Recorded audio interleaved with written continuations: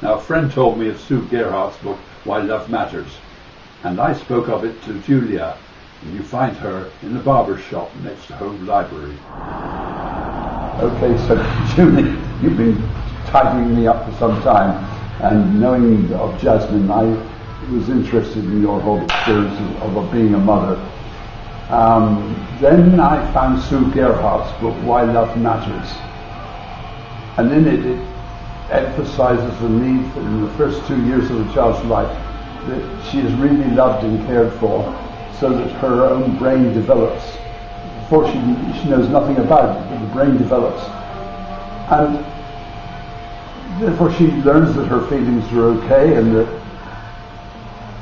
she. And it's okay to show your feelings. And when you lent me the book and I read or picked up the book, because you advised me just to pick it up and open it, not to read it from cover to cover.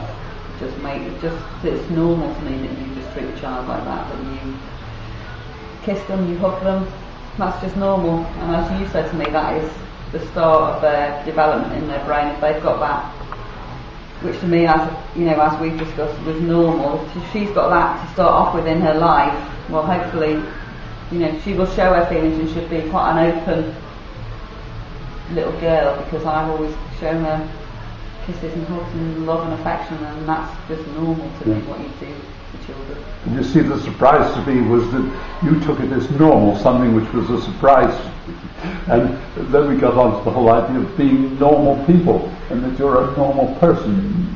And so often in life we go for the high flyers and the notables and the people who are in the press. But you're just a normal person, and that's lovely. Thank you.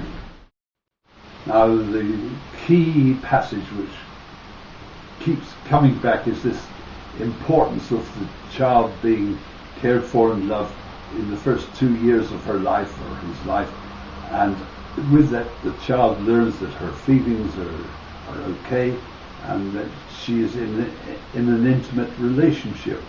Now, that passage and conversations I've had about it gave me enormous confidence, so I created a little visiting card,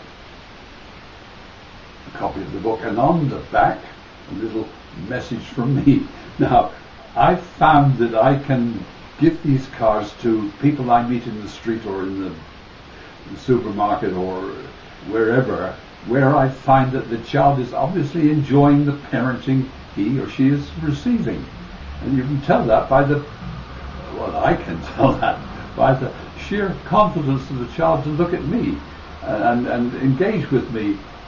And so I give these cards, not a lot, but I give them here and there, and I've never had only one person. Only had one person, but otherwise all the parents I've given the card to, I say it's a celebration of parenting, and they seem to find themselves affirmed by it. Now, my confidence is seeing the child's confidence, and that is everything, because a child who is part of the family isn't being brought up in the old sense that you brought children up. But no, we can find that children are integral in the family. They're part of what's going on. They just matter. Now, a big advantage in this normality of which Julia speaks is that the parents can say no and mean it, and the child accepts boundaries, which I didn't. But such a child of such parenting just accepts it as normal again, that there are boundaries which he or she can live comfortably within. I want to do a map for the infant who can't speak for him or herself, but I can do it for her. Cheeky, but I can, because how I read the child is all about the start that she or he has had in life. As Sue Gerhardt says, let the child be cherished, and then her neurological development will just happen.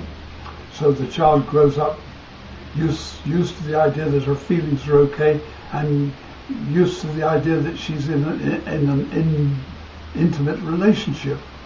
Now, that such a child is realizing the potential of all of her needs.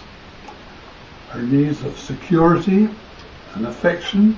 She's reflecting all the time and understanding how things are.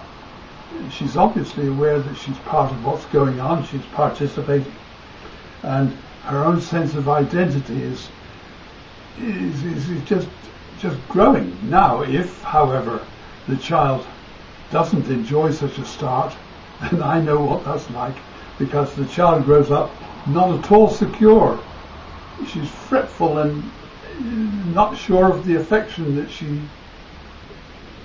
needs, and can't really reflect, and isn't understanding, so she's forever at cross purposes with life, and isn't sure that she's really a participant in the family. And her sense of identity, or his sense of identity, is distorted. And that is about the map, as I read it, for the infant who can't speak for him or herself except by whole body language.